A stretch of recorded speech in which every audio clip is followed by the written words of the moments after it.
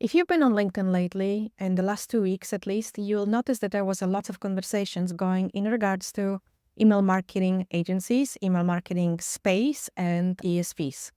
In today's video, I want to show you some options you have as a brand owner to do your ESP, as in the recent years, there's been some really good alternatives coming up in the space and good alternatives also in terms of pricing when it comes to Klaviyo. Hi, my name is Kinga Dao, and I'm an email marketing strategist.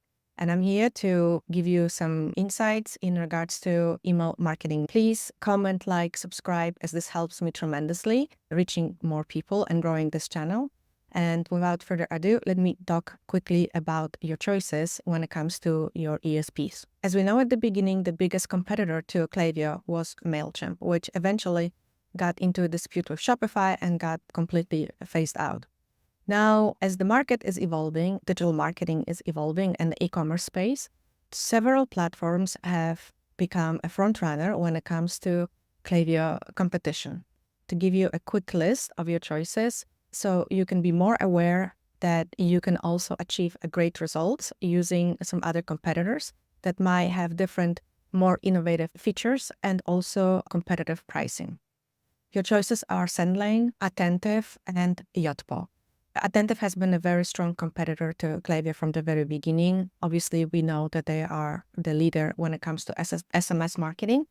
And they also entered the email marketing space a couple years ago. I wouldn't say that they are the strongest. I think the front runners would be more Sendlane and Yotpo. I haven't seen Yotpo yet. I have a call scheduled with them for next week, so I will be able to do more of a overview.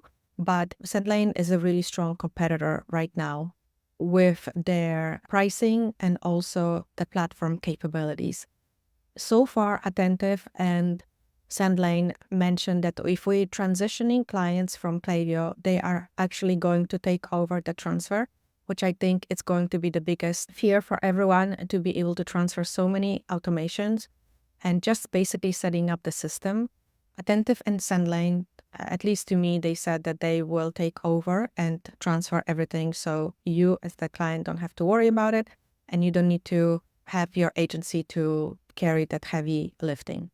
A few things I want to mention that I consider myself whenever I am asked by a client if we should move to a different platform.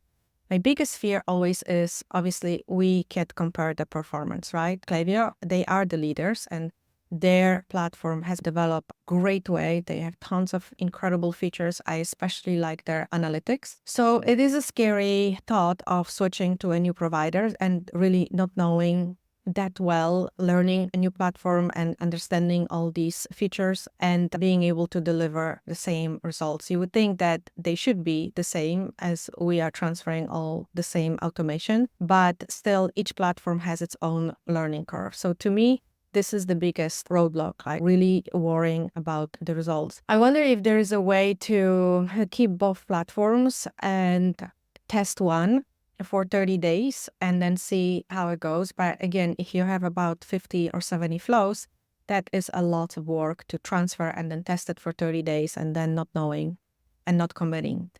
This process would be easier though than switching SMS providers, because with SMS, you actually cannot have two SMS providers at one time. So if you're switching from, let's say, Attentive to Klaviyo, then you have to disconnect Attentive and just go with Klaviyo. So there is not really time to test, to have this kind of a learning curve. We've put so much time and effort into building these automations in Klaviyo. By talking automations, I think this is the main concern, because when it comes to campaigns, I feel it's a much easier task. Of course, you need to do the segments, but it's still much easier task than moving your flows. There is just so many emails, and you have the triggers, the filters, and all of these other little nuances that is a massive task. So I can see how many people would be really fearful to switch from one provider to another. I was just wondering, what can we do? What kind of systems we can come up with minimizing the transfer fears? So to say, you as a consumer should be able to test different options. However, it feels like the system is built in a way where once you locked into something, it's very difficult to move on to something else. This video is basically to talk about my thoughts on what's going on in the space and give you the 3 choices. If you are not going to do any switches right now, then I suggest wait till next year. But in general, this is more just want to give you some options, let you know what's going on in the space. And then collectively, let's come up with ways, how can we protect ourselves from the fear of switching from one platform to another because we worry about the performance or we worry about the amount of work that it takes to move from one platform to another. I don't think platforms should be able to lock us in a way like we are right now. So it would be really interesting to see how others are planning on it. Obviously, if you get a new client that's never been on anything, that is an easy choice.